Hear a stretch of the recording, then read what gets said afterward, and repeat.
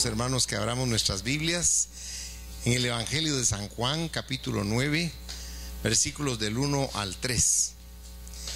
San Juan, capítulo 9, versículos del 1 al 3. Nuestro tema de esta mañana es ceguera espiritual. Y dice así la bendita palabra de Dios, leída en el nombre del Padre, del Hijo y del Espíritu Santo. Al pasar Jesús vio a un hombre ciego de nacimiento, y le preguntaron sus discípulos, diciendo: Rabí, ¿quién pecó, este o sus padres, para que haya nacido ciego? Respondió Jesús: no es que pecó este ni sus padres, sino para que las obras de Dios se manifestasen en él. Padre celestial, te damos gracias por esta fresca y preciosa mañana, por tu presencia y por tu amor en nuestro corazón y en este lugar. Satura este lugar con tu paz, con tu verdad, y Señor, por sobre todas las cosas, que nuestro corazón, nuestro espíritu reciba tu palabra, Señor, como una fuente de energía, fuente de crecimiento y de madurez para nuestro espíritu. Te lo rogamos con todo nuestro amor, en el nombre de Jesús. Amén, Señor, y amén. Pueden sentarse, mis amados hermanos. Este es el sexto de los 7 milagros que aparecen especiales aquí en la palabra de Dios. Pero es importante notar que no fueron solamente estos 7 milagros que hizo el Señor. Vaya conmigo, si es tan bondadoso, a San Juan capítulo 20 y vea conmigo los versículos 30 y 31. Y dice así: hizo además Jesús muchas otras señales en presencia de sus discípulos, las cuales no están escritas en este libro, pero estas se han escrito para que creáis que Jesús es el Cristo, el Hijo de Dios, y para que creyendo tengáis, dice, vida en su nombre. Porque el Señor quiere que comprendamos que el poder de su palabra es para darnos a nosotros vida, pero vida verdadera. Porque la vida material es limitada, pero la vida espiritual es eterna. Ustedes, por tener a Cristo en su corazón, no pueden morir. Yo le decía a mi papá ayer que si él moría, que qué alegre saber exactamente a dónde iba a ir él. Que qué lindo saber que él no está como pensando ¿y ahora qué va a pasar? Sino él sabe que es cerrando sus ojos en este cuerpo que él utiliza en esta tierra, y cuando los abra va a estar en la gloria con nuestro Señor Jesucristo. Porque eso es lo que Cristo trata de enseñarnos, aunque las personas piensan que es utópico y que es como un engaño. Incluso en el comunismo dice un enunciado que esto que usted y yo aprendemos es el opio del pueblo, como que nos mantiene adormecidos, pero eso no es cierto, mis hermanos. Dios está aquí y Él es real. Él quiere que comprendamos que nos está preparando para después de la muerte. Fíjese que usted no se prepara para ser esposo ni para ser esposa, no se prepara para ser padre, no se prepara para muchas cosas en esta vida, y con todo respeto le digo, menos se prepara para su vida eterna. Y en cualquier instante podemos irnos, en cualquier instante. Pero qué maravilloso es creer lo que Dios nos dice en su palabra y tenerlo como una seguridad en nuestro corazón. Jesús siempre está tratando con nosotros de enseñarnos cosas maravillosas. Por eso es interesante ver la curación que Él hizo de este ciego. Fíjese que toda la gente estaba pensando: ¿y este por qué nació ciego? ¿Será que él era un pecador? Pero ¿cómo podía ser pecador desde el vientre de su madre? ¿O será que sus padres eran pecadores? Pero mire Jesús tan enfático que les dice: ni fue él ni fueron sus padres. Está ciego para que Dios sea exaltado, glorificado, ¿verdad? A veces no comprendemos las circunstancias que vienen a nuestra vida porque nuestro corazón es sumamente duro. Nuestro corazón es duro. ¿Saben una cosa? Si Dios nos permitiera a nosotros estar al cuidado de unas 100 personas durante un día, y que las escucháramos a todas en su lamento o en su alegría, en su conformidad o en su inconformidad, les aseguro que no lo soportaríamos. Y si no me cree, lea usted el libro de Génesis. Mire, Moisés llegó a decirle a Dios: por favor, mátame. quítame la vida, ya no soporto a este pueblo. Y eso que él solo era el intermediario. Ahora, le digo eso por una razón, para que comprenda el inmenso amor que Dios tiene con nosotros, esa paciencia que es eterna, para que nos soporte todas nuestras actitudes. Por eso dice la palabra que Dios es amor. Miremos entonces aquí algo interesante. Vayamos nuevamente a San Juan 9 y ahora vamos a leer los versos del 1 al 7, si son tan bondadosos. Vamos a ver la curación de este hombre. Dice: al pasar Jesús vio a un hombre ciego de nacimiento y le preguntaron sus discípulos diciendo: Rabí, ¿quién pecó, este o sus padres, para que haya nacido ciego? Respondió Jesús: no es que pecó este ni sus padres, sino que para que las obras de Dios se manifestasen en él. Me es necesario hacer las obras del que me envió, entre tanto que el día dura. La noche viene cuando nadie puede trabajar. Entre tanto que estoy en el mundo, luz soy del mundo. Dicho esto, escupió en tierra e hizo lodo con la saliva y untó con el lodo los ojos del ciego y le dijo: ve a lavarte en el estanque de Siloé, que traducido es enviado. Fue entonces y se lavó y regresó viendo. Mire qué formidable lo que estamos viendo aquí. Si usted regresa al capítulo 4, si es tan bondadoso, al versículo 4, perdón, Juan 9:4 dice: me es necesario hacer las obras del que me envió, entre tanto que el día dura. ¿Sabe qué quiere decir ahí Jesús? Está diciendo: el día va a ser de 3 años y medio, porque estaba empezando su ministerio público.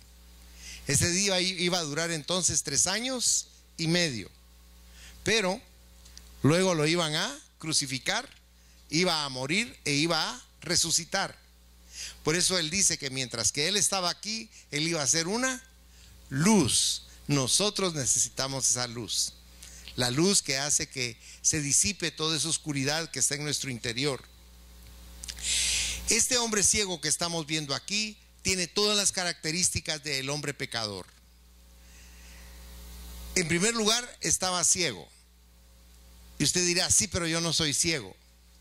Hágame un favor, vaya conmigo, si es tan bondadoso, al Evangelio de San Juan nuevamente, en el capítulo 3, y lea conmigo el versículo 3, si es tan amable. Dice: respondió Jesús y le dijo: de cierto te digo, que el que no naciere de nuevo, ¿qué dice su Biblia? No puede ver el reino de Dios. ¿Éramos ciegos nosotros en ese sentido? Sí. Este hombre no podía ver con sus ojos de carne, pero nosotros con los ojos abiertos tampoco podíamos ver. Ahora podemos ver, porque Él nos abrió nuestros ojos. Él nos hace ver la vida de una manera diferente. Ayer yo tuve oportunidad de estar hablando con un grupo de personas que no sé si son cristianas, pero era un grupo numeroso, y yo estaba platicando con ellas de la importancia que le damos a la vida material. Nuestros ojos, ¿en qué están puestos? Si somos bien sinceros, en el mundo, en las preocupaciones o en las cosas que nos gustan. ¿Qué nos preocupan? La vanidad nos preocupa. Fíjese que aquí las sillas están vacías, pero yo lo reto a que mañana vaya a cualquier gimnasio y va a ver que está lleno, porque el culto al cuerpo no ha parado nunca, pero el culto a Dios es muy limitado. ¿Me entiende lo que le quiero decir? Cuando yo hablaba con estas personas les decía: ustedes no se han detenido ni a verse a sí mismos, y se los digo por una razón: porque no somos felices como Dios nos hizo, no nos aceptamos, ¿o no es así? ¿Verdad? Entonces, cuando uno comienza a darse cuenta de la ceguera espiritual que uno vive, le agradece a Dios que le abra los ojos para que uno pueda ver la verdadera vida. Porque ¿qué es la vida? Es Cristo. Vaya a San Juan 14:6 y ahí dice: porque yo soy el camino y la verdad y la vida. Y no está diciendo que de Él fluya esa vida literalmente, sino está diciendo que cuando usted lo hace a Él una prioridad en su corazón, usted verdaderamente vive. Porque la preocupación, ¿qué es? La preocupación es no tener fe. Pero cuando usted, en lugar de preocuparse, le confía a Dios y le deja a Él todas sus cargas, usted comprende por qué Pedro dice en primera de Pedro, capítulo 5, versículo 7, echando toda vuestra ansiedad. Ese es un verbo griego que está en aoristo, o sea, es continuo. Está diciendo él ahí, echando toda vuestra ansiedad sobre Él, porque Él tiene cuidado de vosotros. O sea, ¿qué hago yo con mis cargas? La gente piensa que yo soy insensible, que no me afecta que mi madre se agrave y se muera, o que mi padre se agrave y se muera. No es eso. Yo he aprendido a confiar en Dios literalmente. Claro que adolezco igual que ustedes de preocuparme o de asustarme o de ponerme también intranquilo, pero yo sé el remedio a eso. Yo voy y doblo mis rodillas y le entrego esas cosas a Dios, y Dios me da fortaleza, y Él me da sustento, y Él me da alegría, y Él me llena de esperanza. Por eso mi vida es diferente a lo que fue antes. Antes mi vida era totalmente distinta. Yo buscaba llenar mi vida con cosas que no llenan. Yo le he contado a usted que caminé en el ocultismo muchos años, y que eso es un engaño formidable para el corazón sediento, porque la sed y el hambre que yo tenía no era del poder humano o del poder satánico. Yo tenía hambre y sed de Dios, de justicia, y Él me sació. Por eso yo le puedo decir con autoridad a usted: Dios puede llenar su vacío. Dios puede hacerlo a usted verdaderamente feliz. Si nosotros pudiéramos ver el amor de Dios, nos asombraríamos, porque es como un río maravilloso. Es un río que nos quiere cubrir literalmente para refrescar todo nuestro ser, para que seamos felices como somos, para que aceptemos cada etapa de nuestra vida. ¿Se ha fijado que el niño quiere ser más grande? El adolescente quiere ser adulto. El adulto quiere tener la experiencia de un viejo, y el viejo quiere ser jovencito. Mire cómo somos de arrevesados, ¿verdad? Porque no hemos aprendido a vivir según lo que Dios en su infinito amor nos ministra. Dios nos ministra que aprendamos a vivir. Por eso usted va a ver gente que, si usted la analizara, tiene salud, dinero y amor, si usted lo quiere ver así pragmáticamente, pero no es feliz. En cambio hay gente que podríamos decir que no tiene muchas cosas, pero que tiene a Dios en su corazón, y es feliz y está llena esa persona. Alabado sea Dios, bendito sea Dios. Pero vea conmigo con esta ceguera, sigamos viendo si es tan bondadoso. Vaya a 2 de Corintios capítulo 4, versículos del 3 al 6, si es tan amable. Dice ahí Pablo: pero si nuestro evangelio está aún encubierto, entre los que se pierden está encubierto, en los cuales el Dios de este siglo, note por favor, cegó el entendimiento de los incrédulos, para que no les resplandezca la luz del evangelio de la gloria de Cristo, el cual es la imagen de Dios. Porque no nos predicamos a nosotros mismos, sino a Jesucristo como Señor, y a nosotros como vuestros siervos por amor de Jesús. Porque Dios, que mandó que de las tinieblas resplandeciese la luz, es el que resplandeció en nuestros corazones para iluminación del conocimiento de la gloria de Dios. ¿En dónde? En la faz de Jesucristo. Dios se esfuerza en que ustedes y yo podamos ver la gloria de Él en Jesucristo. Jesucristo es prácticamente el camino para poder acceder a Dios. No hay otro camino. Él es el único camino, y eso nos permite a nosotros encontrar tantas respuestas a nuestras interrogantes.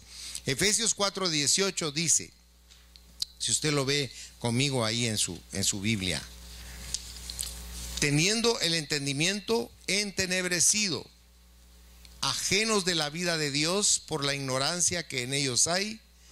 ¿Por qué dice su Biblia? Por la dureza de sus corazones. ¿Cómo es nuestro corazón? Duro. Es duro como una roca. Vaya conmigo a Jeremías capítulo 17, si es tan bondadoso, y leamos ahí juntos 2 versículos. Jeremías 17, versículos 9 y 10. Porque uno nunca se identifica con este corazón, pero aquí está describiendo mi corazón, y con todo respeto el suyo. Dice ahí la palabra: Engañoso es mi corazón más que todas las cosas y perverso. ¿Quién lo conocerá? Yo, Jehová, que escudriño la mente, que pruebo el corazón, para dar a cada uno según su camino, según qué dice su Biblia, el fruto de sus obras. Y no está hablando de obras materiales, está hablando de nuestra espiritualidad diaria. Ahora, note pues cómo nosotros estábamos tan ciegos como este hombre, y cómo las personas que están en el mundo están tan ciegas como este ciego. Y Dios se acercó a él. ¿Usted nota algo? Que el ciego no buscó a Jesús. Y el ciego tiene muy desarrollado el oído, y él escuchó todo lo que ellos venían hablando. Pero el ciego no le dijo: hey, Jesús. ¿Sabe por qué? Porque es Jesús el que viene a nosotros. Nosotros no vamos a Él, Él viene a nosotros. La gente dice: cuando yo llegué a los pies de Cristo. No es así. Cuando Cristo vino a mí, Él quiere ser nuestro amigo, Él quiere estar con nosotros, Él quiere tener una vinculación formidable con nosotros. Pero nosotros no lo dejamos. ¿Sabe por qué no lo dejamos? Porque en nuestro fuero interno nosotros pensamos siempre: es que me va a prohibir esto, si me meto con él ya no voy a hacer esto, no voy a hacer lo otro. Y está tan equivocado uno, porque lo que menos hace Dios es coartar nuestra existencia. Él permite que vivamos con plenitud, que disfrutemos de todas las cosas que nos da. Dice la palabra que el mundo es nuestro. Entonces vemos en primer lugar que este hombre era ciego. ¿Y cómo es el ciego? Vaya a 1 Corintios 2:14, si es tan amable. Es una llamada conocida. Dice: pero el hombre natural no percibe las cosas que son del Espíritu de Dios, porque para él son locura y no las puede entender, porque se han de discernir, dice, espiritualmente.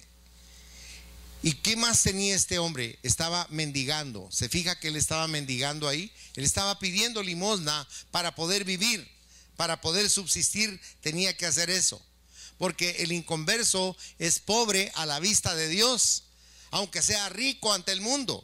Aunque el mundo diga: ala, esa persona tiene tanto dinero, tiene tantas propiedades, tiene tantas empresas, tiene tantos recursos. Pero ¿sabe qué? Está mendigando en la vida espiritual.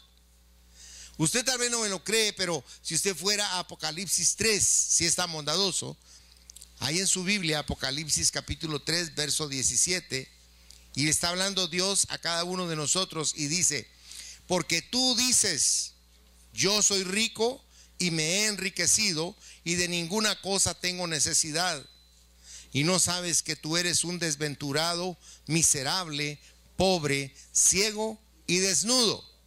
Mire qué cosa más tremenda.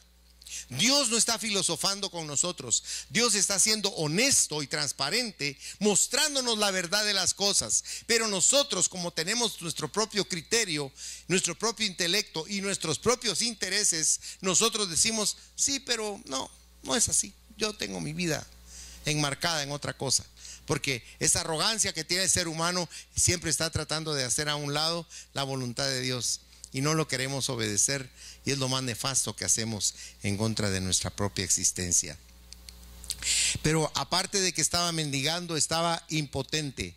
¿Podía él recuperar la vista por sí mismo? No. ¿Había alguien que pudiera darle a él la vista? Tampoco. Note qué similitud tan grande la que hay en el que está en el mundo, en el impío que no conoce a Cristo. Entendamos algo y dejémoslo claro: no le estoy hablando de religión.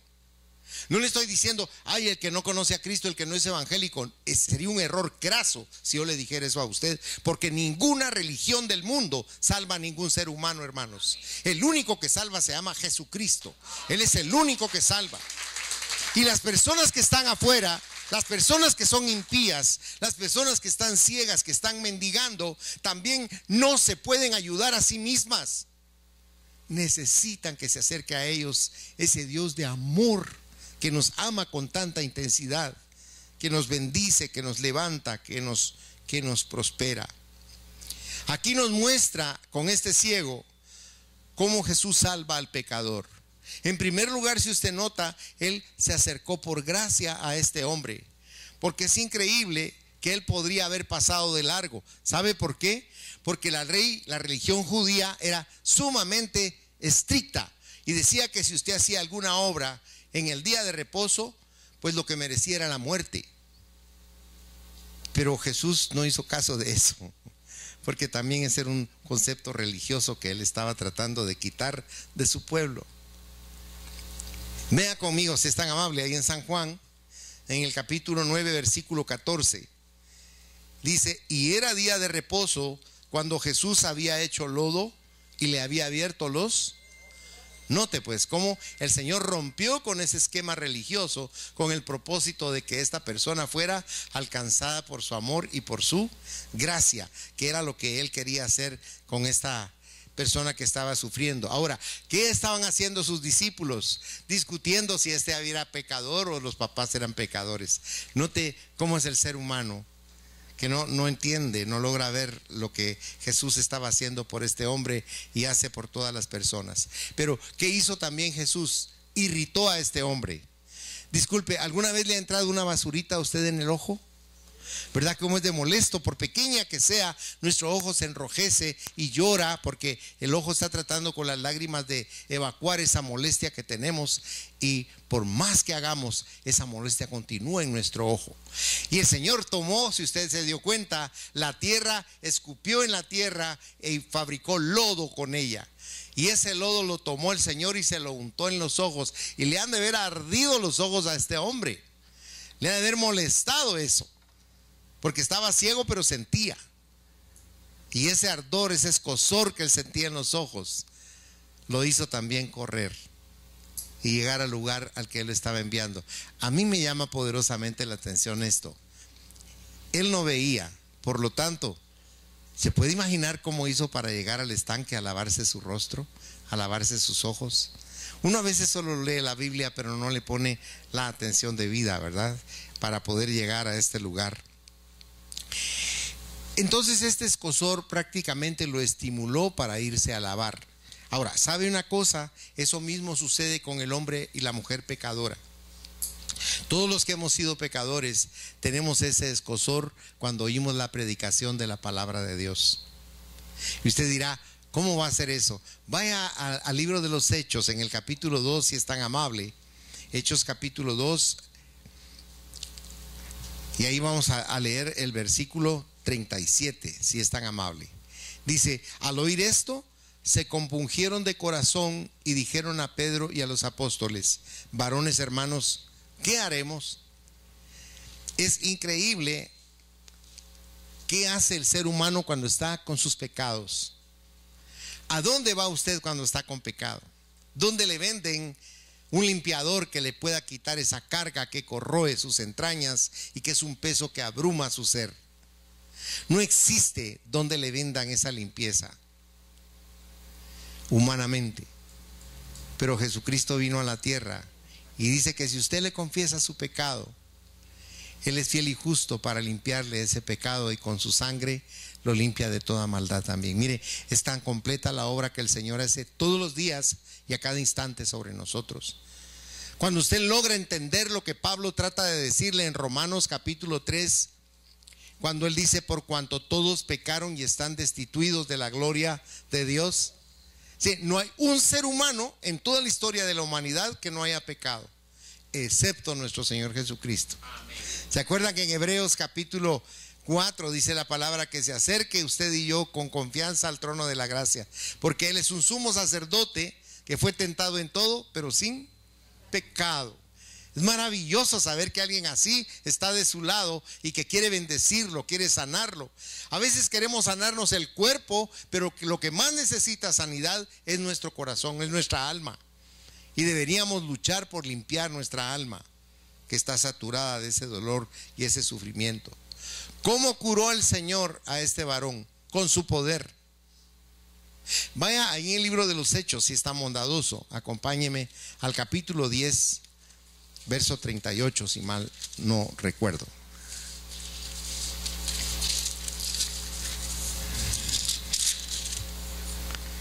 Mire cómo dice ahí la palabra: cómo Dios ungió con el Espíritu Santo y con poder a Jesús de Nazaret, y cómo éste anduvo haciendo bienes y sanando a todos los oprimidos por el diablo, porque Dios estaba. No había otro ser en la tierra que tuviera ese poder. El poder de Cristo fue el que sanó a este hombre. ¿Por qué insisto en eso? Porque las religiones quieren usar paliativos para que la gente, en lugar de acercarse a Dios para sanarse, utilice otra serie de cosas que no tienen nada que ver con esto. Usted no necesita hacer cosas, hermano y hermana, porque todo lo hizo ya Cristo. Usted necesita creer que Cristo está de su lado, que Él está para bendecirlo, para fortalecerlo, para ayudarlo. Porque esta curación del ciego glorificó a Dios. La gente se dio cuenta de que había un Dios todopoderoso. ¿Sabe una cosa? A veces nosotros somos muy flojos en cuanto a nuestra intención de buscar a Dios y de estar con Él, porque no nos ha tocado una crisis. Hemos sido más que todo espectadores, pero nunca protagonistas. Pero cuando usted es protagonista, usted descubre la inmensa necesidad que tiene de vincularse con Dios a través de Cristo. Si usted tiene un hijo que le dicen ahorita su hijo está agonizando y está muriendo, y los médicos le dicen no hay nada más que hacer, ¿cómo reacciona usted? Usted tiene que clamarle a Dios con todas sus fuerzas, porque usted sabe que Él sí puede cambiar las cosas. Dios puede transformar lo imposible en posible. Vaya conmigo a Efesios 1, versículos 6, 12 y 14. Efesios capítulo 1, versículo 6 dice: para alabanza de la gloria de su gracia, con la cual nos hizo aceptos en el amado. Mire, esa gracia es una bendición para nosotros. Verso 12 dice: a fin de que seamos para alabanza de su gloria, nosotros los que primeramente esperábamos en Cristo. Y en el versículo 14 dice que es las arras de nuestra herencia, hablando del Espíritu Santo, hasta la redención de la posesión adquirida, para alabanza de su gloria. Todo es para la alabanza de Dios. Él es digno de suprema alabanza y de adoración. Y esta sanidad también fue notoria para todos, porque es bien importante que nosotros nos demos cuenta de algo. Los padres de él y los vecinos notaron que él era diferente, porque siempre lo vieron palpando las paredes para poder caminar, y aquí lo vieron caminando con total libertad. Vieron que actuaba de una manera diferente. Porque sabe una cosa, cuando usted recupera la visión espiritual, dice la palabra en 2 de Corintios 5:17 que usted ha sido hecho una nueva creación. Y eso es lo que Dios hace. Nosotros no le ponemos atención, por eso es que no notamos la diferencia. Porque la gente dice: yo le abrí mi corazón a Cristo y yo sigo igual. Pero ¿sabe qué es lo que pasa? Poco a poco el Señor va poniendo en nuestro interior el conocimiento y la fortaleza para que nos logremos levantar sobre ello. Dios es un ser sobrenatural que siempre está por encima de lo que nosotros estamos pensando. Él va adelante de nosotros. Dios es algo maravilloso que yo no logro comprender. Lo que hago es aferrarme a Él con todas mis fuerzas. Yo a veces le digo: Señor, yo quisiera pasar lo que tengo en mi mente a la mente de mis ovejas, para que ellos también disfrutaran de lo que yo disfruto. No hay cosa difícil o problemática en mi vida la cual yo no haya resuelto por medio de Dios. Mejor dicho, que Él haya resuelto por mí. Él lo resuelve todo, todo. Aquí está sentado mi suegro, y en los Estados Unidos él estuvo en grave agonía. Allá se iba a morir. Y no era que él quisiera, sino su cuerpo colapsó. Pero ¿sabe una cosa? Le clamamos a Dios con tanta intensidad y con tanta fe que aquí está sentado. Gloria a Dios, ¿verdad? Alabado sea Dios. Porque lo que es imposible para usted y para mí, para Dios es posible. María le dijo: ¿cómo puedo yo resultar embarazada?, le dijo al arcángel Gabriel, si yo nunca he estado con mi esposo. Y la respuesta que le dio el arcángel fue: lo que para ti es imposible, para Dios es posible, porque el Espíritu Santo estará sobre ti y su sombra hará que se engendre un ser sobrenatural en tu vientre. Y eso la gente no lo puede creer tampoco, pero yo sí creo. Yo veo los milagros de Dios a cada instante en mi vida, a cada momento lo veo. Hay un hermano aquí que el otro día me fue a abrazar y me dijo: gracias por hacer mención de ello, porque yo les compartí a ustedes que él se apartó del Señor y aún así el Señor lo seguía amando. Y en una oportunidad yo vi cómo él atravesó una avenida y un carro imprudente hubiera colisionado con él y lo hubiera matado, pero yo vi algo sobrenatural, cómo el carro pasó en medio del otro carro. Fue algo que no se lo puedo explicar, y se lo digo porque yo sé que usted sabe que yo no voy a mentirle ni a engañarlo. No es ese mi propósito, nada ganaría yo con eso. Le estoy compartiendo algo sobrenatural que yo vi. Y él me dijo: yo no me di cuenta de ello. Por supuesto, así es, le dije. De cuántas cosas nos libra Dios y no nos damos cuenta de ellas, hermanos. Porque nosotros vivimos en quejabanza, no en alabanza. Nosotros no disfrutamos cada día, nosotros nos lamentamos cada día. Solo ponemos nuestros inventarios deficitarios y negros en lugar de ver la luz del amor de Dios y todo lo que Él nos da. A veces uno llora por un problema que tiene, pero lo reto que se vaya a una aldea de la costa y mire a esa gente que tiene a niños enfermos, que no tienen qué comer, que no saben por qué están vivos, y ahí están luchando.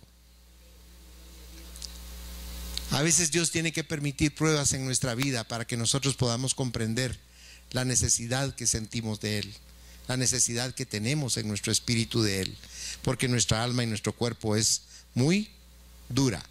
Ahora, aquí se formó una controversia. Si usted va conmigo, si es tan bondadoso, a San Juan capítulo 9, y le ruego que me tenga paciencia.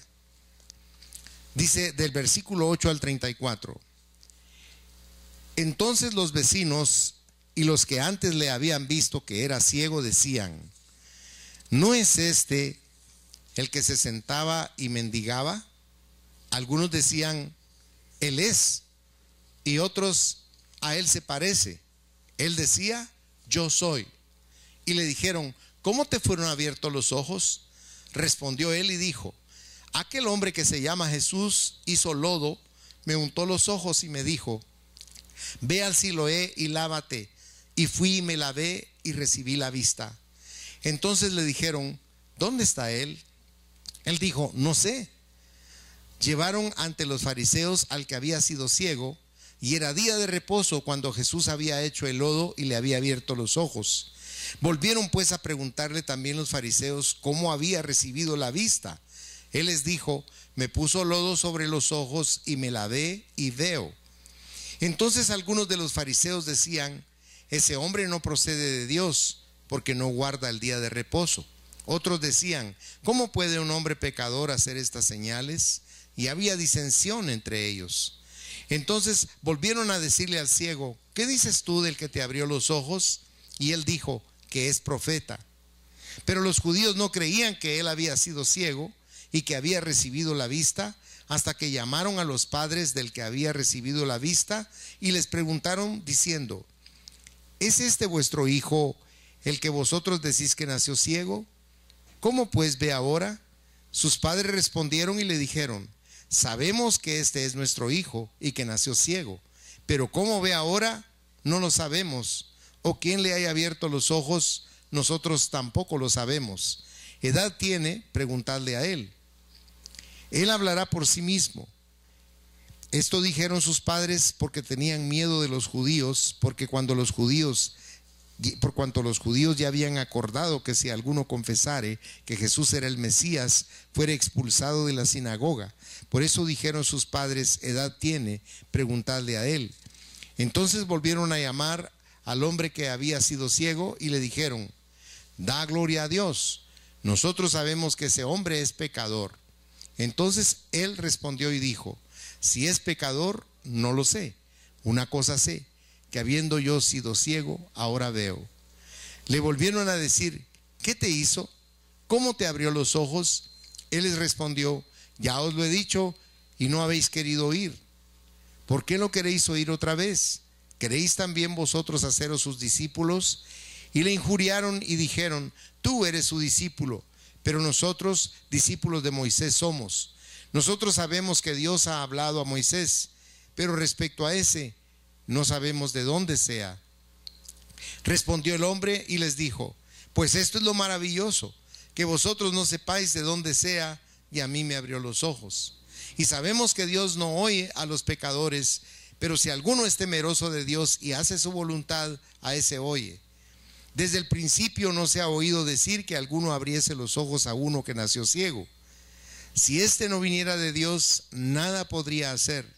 Respondieron y le dijeron: tú naciste del todo en pecado, y enseñas a nosotros. Y le expulsaron, o sea, lo sacaron, porque se molestaron, porque él tenía mucho más sentido en lo que les estaba diciendo que ellos, en su afán de desprestigiar a Jesucristo.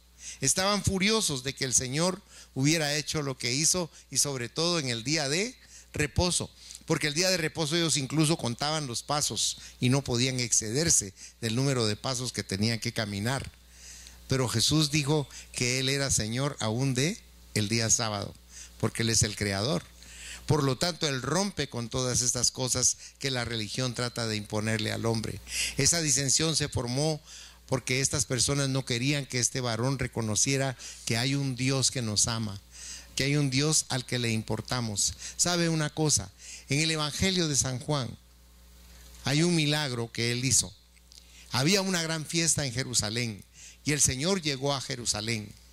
Pero estando en Jerusalén, en lugar de irse a la fiesta, se fue a un lugar donde había una fuente de agua que se llamaba Betesda. En ese lugar habían muchos enfermos. ¿Sabe por qué? Porque a veces, dice, descendía un ángel y movía el agua, y el enfermo que estaba cerca y se sumergía en el agua era sanado inmediatamente. Jesús llegó y se fue a acercar a un hombre que estaba tendido en el suelo cerca del agua. Ese hombre estaba paralítico desde la nuca hasta los pies. Había quedado así y tenía 38 años de estar ahí acostado. Y el Señor se acercó a él y le preguntó: ¿quieres ser sano? Le dijo: cada vez, le dijo, que el ángel desciende y mueve el agua, no hay quien me meta, otro se mete antes que yo. Pero no le dijo al Señor: sí quiero ser sano. Y el Señor se le quedó viendo y le dijo: levántate, toma tu lecho y anda. Y ese hombre se puso de pie. Él mismo se ha de haber asustado de sus acciones. Se levantó, tomó su lecho y comenzó a caminar. Cuando iba en la calle, lo detuvieron los fariseos y le dijeron: ¿por qué estás caminando? Es sábado, no debes hacerlo. Y él les dijo: el que me curó me dijo que tomara el lecho y que caminara. ¿Y quién es? No sé, les dijo, solo me curó. Y eso se lo contaron a Jesús. Y Jesús lo fue a buscar al templo. Fíjese que segunda vez que lo busca Jesús. Y cuando Jesús llega con él al templo, se le acerca y le dice: ah, tú fuiste el que me curaste. Yo soy, le dijo él.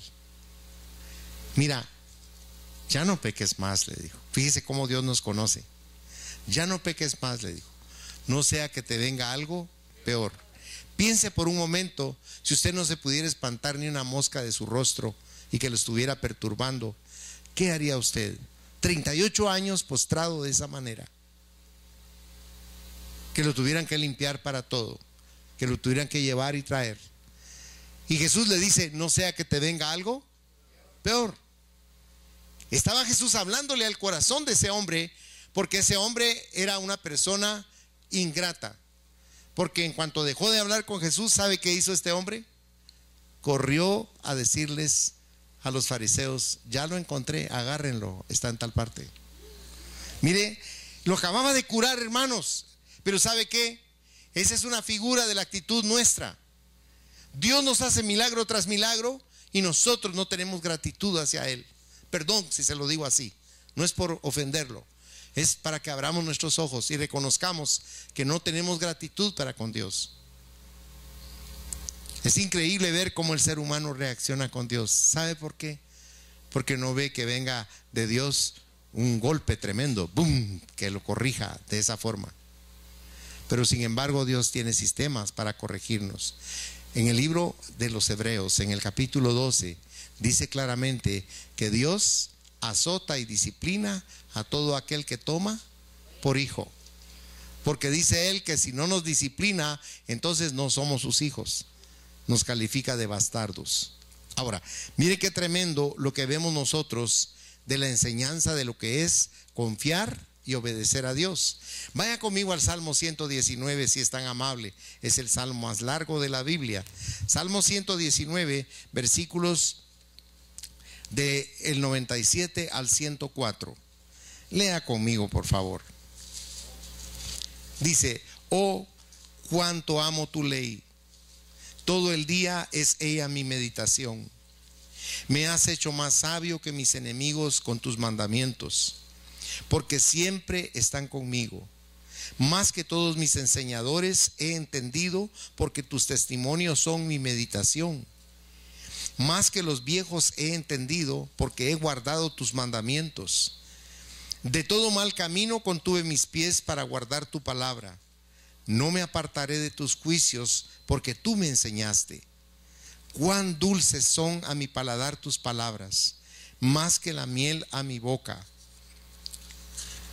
De tus mandamientos he adquirido inteligencia, por tanto he aborrecido todo camino de mentira. Mire qué importante es que usted tome la palabra de Dios y la atesore en su corazón. En este mismo salmo hay una porción que dice: en mi corazón he guardado tus dichos para no pecar contra ti. Porque ¿qué es nuestra naturaleza? Es una naturaleza de pecado. Nosotros corremos atrás del pecado. Fíjese que es una paradoja, porque en lugar de correr detrás de la perfección y del amor de Dios y de su palabra y de su conocimiento, vamos detrás del pecado, detrás de lo que produce en nosotros muerte espiritual. Porque la paga del pecado, ¿qué es? Dice la Biblia: muerte. Y es muerte espiritual, aunque usted y yo no nos agrade, no nos guste, pero así es. Y por último, veamos la confesión de este ciego, porque en esta confesión él hace algo maravilloso. Ese no se dio cuenta entonces, pero el lugar más seguro para él era fuera de esa religión, fuera del redil judío. Ahí estaba más seguro, porque los judíos querían matar a Jesús. ¿Y sabe cuál es el problema? Que cada persona que aceptaba a Cristo como su Salvador en ese lugar perdía su reunión con la sinagoga, era expulsado de la religión judía, perdía sus bienes y perdía su familia. Por eso no crea que los papás no amaban al ciego, pero ellos tuvieron que decir: no lo conocemos, porque no se querían involucrar en perder todo lo que representaba eso para ellos. Hace algunos años me presentaron a mí a un hombre guapísimo, un hombre que era bien atractivo. Y sabe una cosa, muy enamorado. Pero ese enamoramiento le trajo solo dolor a su vida, frustración y desgracia. Él tenía dinero y tenía una buena profesión, o sea, de cosas materiales no carecía, pero era infeliz. Y el amigo de él era mi amigo también, y le habló de mí y lo llevó conmigo. Y cuando estuvimos hablando durante una hora del poder del amor de Dios, él dejó que ese poder entrara en su corazón. Y le dije: este es el momento y el día en que usted le tiene que abrir su corazón a Jesús y dejarlo entrar. Y se lo estoy diciendo ante el rostro de Dios para que comprenda la fuerza que tiene la religión. La respuesta de él fue: yo lo sé y hasta creo eso, todo eso que usted me dice de Jesús. Pero compréndame, Miguelito, si yo ahorita acepto a Cristo en mi corazón, pierdo la herencia de mis padres, pierdo la comunión con mi familia y ya no voy a poder asistir a la sinagoga. Y le dije yo: ¿es eso más importante para usted? Sí, me dijo. Porque veo lo de Jesucristo lindo y creo que es cierto, pero para mí es como una aventura. En cambio, lo otro lo tengo seguro. Pasaron los años y ahora es una persona fea y decrépita, porque lo del interior, aunque usted no me lo crea, con el tiempo sale al exterior. De tal manera que cuando no tenemos a Dios en nuestro interior, ¿qué podemos tener? No le estoy, entiéndame, no le estaba diciendo a él: vuélvase evangélico, vuélvase católico. No le estaba hablando de religión, le estaba hablando de una renovación integral en su vida, en su diario vivir. Pero esta persona me dijo: no puedo, me rechazarían todos. Por eso cuando usted lea esto, recuérdese de lo que le estoy compartiendo, porque este ciego también anduvo en ese mismo problema. Él temía el rechazo de todo el mundo, pero él hizo algo. Dejó todos esos convencionalismos y se fue con Jesús. Déjeme que le ponga un ejemplo más enfático de lo que le estoy compartiendo. Aquí estoy terminando el mensaje, oye, para que no se me desespere. Lo que estoy tratando es ministrarle a su espíritu, pero el diablo no quiere que usted reciba al espíritu en su espíritu.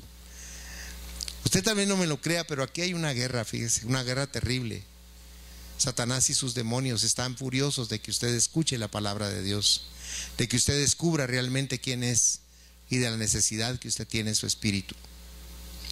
Pablo de Tarso era un hombre sumamente religioso, plenamente convencido de que el matar o encarcelar a los cristianos era de parte de Dios, que él era un instrumento de Dios para hacerlo. Y del pelo arrastraba a las personas a la cárcel si no maldecían a Cristo. Pero ¿sabe una cosa? A pesar de que él estaba tan inmerso en la dirección de la religión judía, Dios lo derribó al suelo y lo transformó. ¿Y sabe qué hizo él? Se apartó de la religión judía y sirvió a Cristo, y mire cuántas cartas escribió en la Biblia, porque él también aprendió que tenía que separarse de eso. Pero léalo conmigo, por favor, para que tenga más peso lo que le estoy compartiendo. Vaya a la carta a los Filipenses, si es tan bondadoso, capítulo 3, versículos del 1 al 10. Aquí dice Pablo: por lo demás, hermanos, gozaos en el Señor. A mí no me es molesto el escribirlos las mismas cosas, y para vosotros es seguro. Guardaos de los perros, guardaos de los malos obreros, guardaos de los mutiladores del cuerpo. Está hablando de los religiosos. Porque nosotros somos la circuncisión, los que en espíritu servimos a Dios y nos gloriamos en Cristo Jesús, no teniendo confianza en la carne. Aunque yo tengo también de qué confiar en la carne.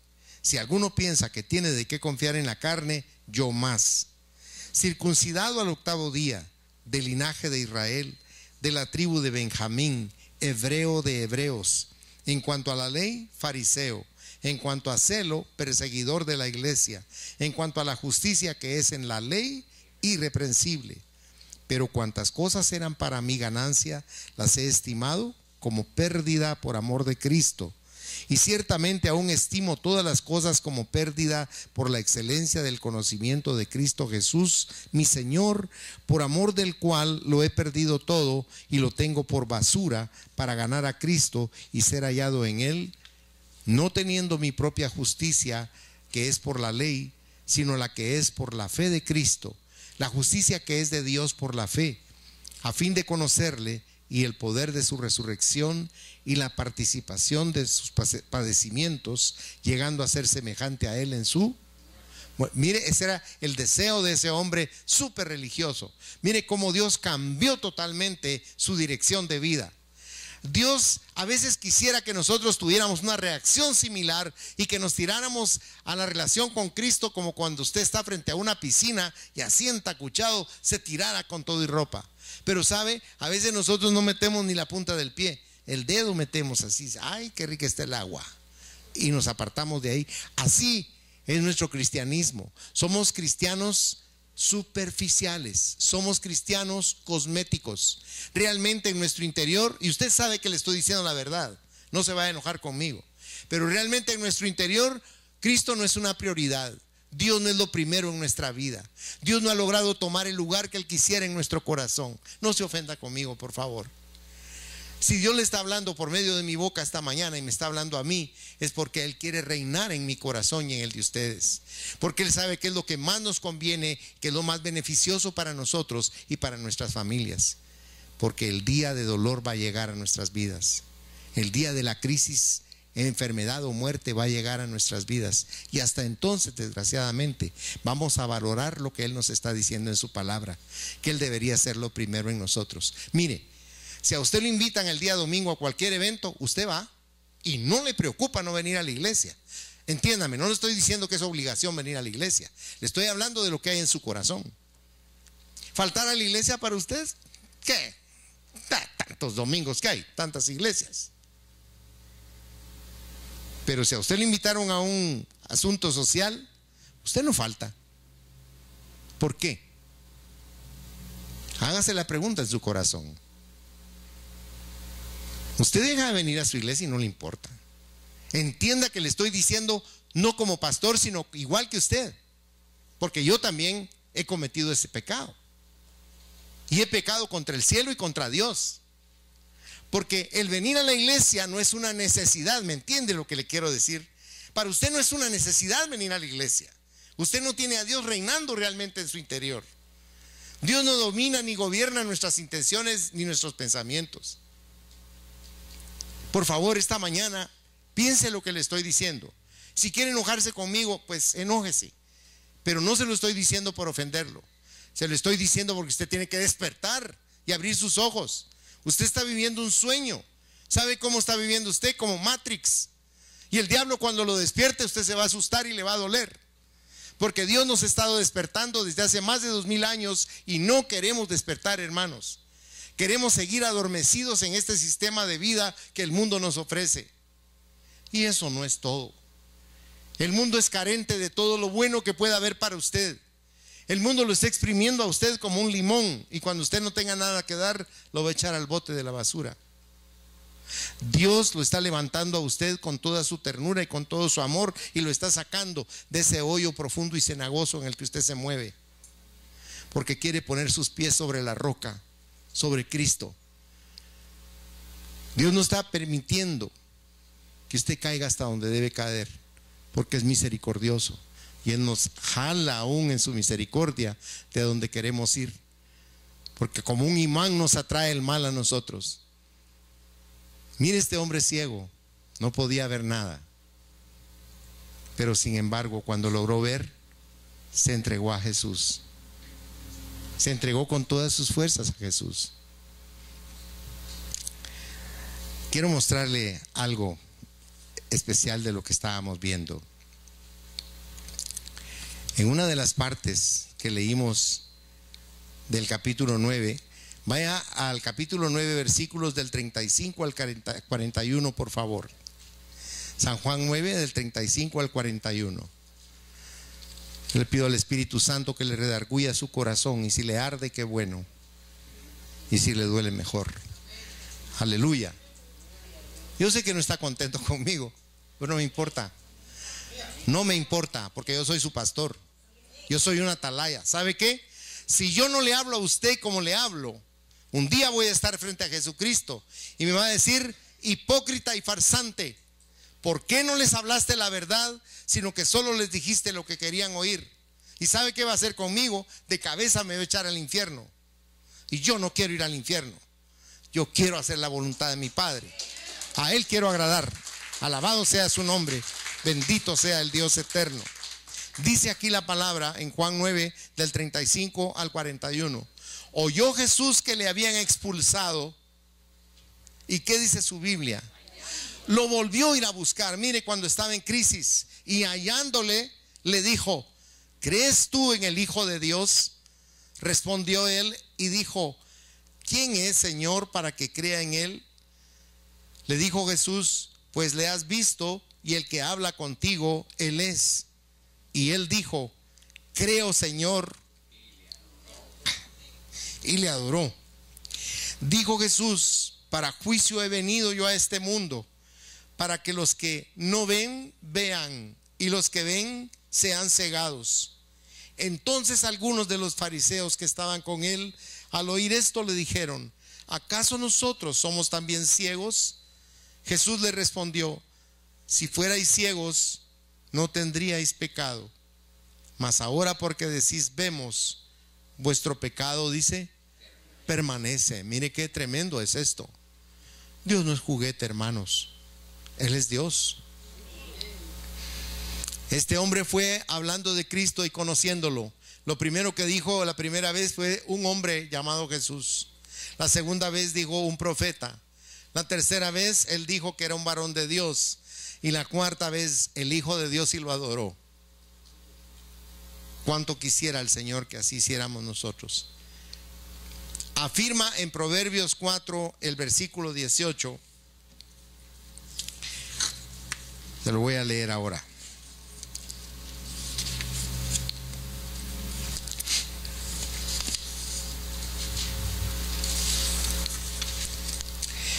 Mas la senda de los justos es como la luz de la aurora, que va en aumento hasta que el día es perfecto. Mire qué maravilloso lo que dice aquí. Porque un cristiano es alguien que tiene la luz en su corazón y que es luz del mundo. Si usted va, si es tan bondadoso, a San Mateo 5, versículo 14, dice, hablando de nosotros: vosotros sois la luz del mundo.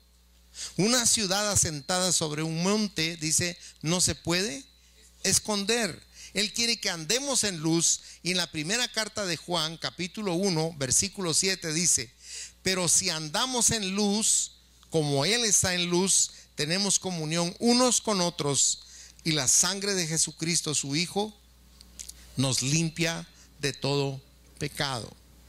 Es maravilloso ver entonces cómo ese creo, Señor, fue el principio de una relación maravillosa con Dios. Es importante que consideremos esta conclusión que le escribí. La misma luz que guía a una persona puede cegar a otra. Los fariseos admitieron que podían ver y por consiguiente eran culpables debido a que rechazaron la evidencia y no querían recibir a Cristo. El Evangelio trae diferentes reacciones de diferentes clases de corazones. El pecador ciego recibe la verdad y ve. La persona religiosa, justa en su propia opinión, rechaza la verdad y se enceguece más espiritualmente. Es peligroso rechazar la luz. Cierren sus ojos, por favor. Amado Padre Celestial, yo te doy gracias por tu palabra, porque tu palabra es como martillo que quebranta la piedra. Tu palabra es como fuego que purifica y consume el mal. Tu palabra nos da vida y nos refresca. Tu palabra abre nuestros ojos espirituales y nos permite ver tantas verdades que ordinariamente queremos ignorar. Tu palabra es realmente el sendero, el camino que tenemos que transitar todos los días de nuestra vida. Yo te ruego, Señor, que obres de una manera desmedida en esta mañana y que les hables al corazón a cada uno de tus hijos y a cada una de tus hijas, y que le muestres ese afecto tan profundo que tú sientes por ellos, porque ellos, siento que en su corazón no pueden concebir la idea de esa atención, de ese cuidado y de ese amor y de ese interés que tú tienes por ellos. Yo te pido con toda reverencia, Dios Todopoderoso, en el nombre de nuestro Señor Jesucristo, tu Hijo amado, que el Espíritu Santo haga un milagro esta mañana, hablando al corazón de cada uno de los presentes, para que les dé la revelación de lo que ellos significan para ti. Señor, muéstrales que ellos no son un grupo de personas. Muéstrales que cada uno de ellos es especial para ti. Muéstrales que son la obra más perfecta que tú has creado, que cada uno de ellos es obra minuciosa de tu cuidado, de tu detalle, de tu amor. Ellos necesitan valorarse a sí mismos, Señor, para comprender por qué tú nos amas tanto, por qué te importamos tanto. Y también te ruego que arranques de sus corazones la administración que el mundo ha hecho para sus mentes, que los ha distraído y que los ha apartado del buen camino tuyo. Por favor, Espíritu Santo, solo tú nos puedes comprender y nos puedes también convencer de pecado, de justicia y de juicio. Señor, la iglesia no es un juego, no es un rito, no es una costumbre. Es nuestra necesidad de reunirnos para alabarte, para adorarte y para llenarnos del conocimiento tuyo a través de la palabra. Ayúdanos, Señor, porque somos seres humanos que adolecemos de tantas deficiencias, Señor, de carácter, de orgullo, de tantas cosas feas que tenemos. Transfórmanos, Señor, porque te necesitamos. Porque si hoy muriéramos y no sabemos en qué instante va a suceder, nosotros queremos tener la certeza de que vamos contigo y no a un lugar espantoso y horrible por toda la eternidad. Si el tiempo que vivimos en esta tierra es duro, no queremos experimentar eso, sino queremos tener un vínculo tan fuerte contigo que al morir sepamos que realmente vamos a estar en el paraíso donde tú estás, donde anhelas que compartamos contigo la dicha y la bendición de estar, Señor, en tu presencia. Te pido que por tu infinita misericordia y amor les hables al corazón de cada uno de los presentes y que ellos puedan sentir satisfacción en su interior del interés que tú les manifiestas, Señor. Yo, como tu sirviente, los bendigo, Señor, en el nombre del Padre, del Hijo y del Espíritu Santo. Y te pido que abra las ventanas de los cielos y que derrames tu revelación de una manera singular para que ellos reciban ese regalo formidable en su corazón y en su espíritu. Que la bendición preciosa de Cristo esté sobre ellos permanentemente. Amén, Señor, y amén.